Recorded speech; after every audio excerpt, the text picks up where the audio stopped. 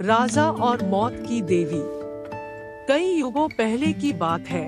वसुंधरा नाम के एक राज्य पर सुंदर नाम के राजा का राज्य था। वह राजा राजनीति शास्त्र का कुशल विद्वान था। राजा सुंदर पूरी तरह से अपनी प्रजा के प्रति समर्पित था। वह अपनी प्रजा से जो भी कर वसूलता था, उसे वह पूरी तरह प्रजा की देखभाल में ही इस्तेमाल करता था। सुंदर के उदार व भले स्वभाव की वजह से वसुंधरा राज्य की प्रजा सुखी और समृद्ध थी। एक बार राजा सुंदर अपने राज्य का आंतरिक हालचाल जानने के लिए पूर्णिमा की एक रात को भिखारी की पोशाक पहनकर राज्य में भ्रमण कर रहा था।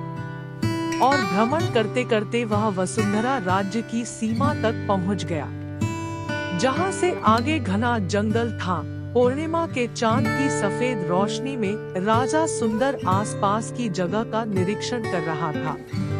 उसी वक्त राजा को जंगल की सीमा से थोड़ी ही दूर एक औरत बैठी हुई दिखाई दी। उसे देखते ही उसके बारे में जानने के लिए राजा उसके पास गया और पूछा, हे देवी, आप कौन है और इतनी रात के इस जंगल के पास क्यों बैठी है?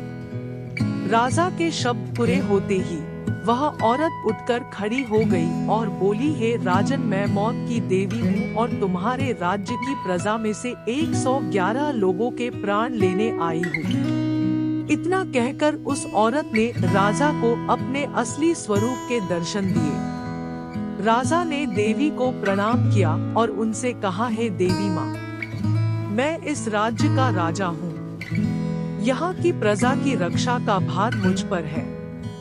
इसीलिए मैं आपसे विनती करता हूँ कि आप मेरे राज्य में किसी के भी प्राण ना ले। इसके बदले में आप मुझसे कुछ भी मांग सकती हैं। देवी बोली, सोच लो राजन, कहीं अपनी बात से पलट तो नहीं जाओगे? सुंदर बोला, माते आप बस आदेश दे। मौत की देवी बोली, राजन, अगर तुम्हें अपने राज्य के 111 लोगों के प्राण बचाने हैं तो तुम्हें कल सूरज निकलने से पहले जंगल के बीचों बीच बने एक अंधेरे कुएं में खुद के साथ परिवार के 10 लोगों की बलि देनी होगी।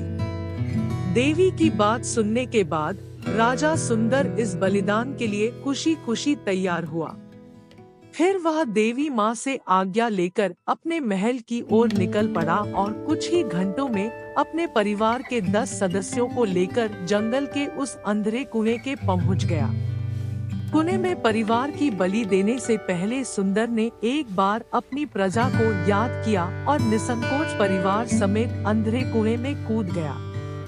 उसी क्षण एक अद्भुत चमत्कार हुआ और राजा परिवार समेत कुएं के बाहर जमीन पर आ गया। उसके सामने मौत की देवी मुस्कुराते हुए खड़ी थी। वह बोली, राजन, मैं तुम्हारी निस्वार्थ प्रजा सेवा और त्याग से प्रसन्न हुई। यह तुम्हारी एक परीक्षा थी जिसमें तुम उत्तीर्ण हुए हो। उसके बाद देवी माँ ने राजा को सुख समृद्धि का वरदान दिया। राजा की कई पीढ़ियों सदियों तक वसुंधरा पर राज किया। सीख, दूसरों की सेवा ने स्वार्थ भाव से करनी चाहिए, यही सच्ची सेवा होती है। दोस्तों, अगर आपको हमारा कोई भी वीडियो पसंद आता है तो प्लीज लाइक, शेयर और सब्सक्राइब जरूर करें। आप हमें सपोर्ट करें और हमारा उत्साह बढ़ाएं। धन्यवाद।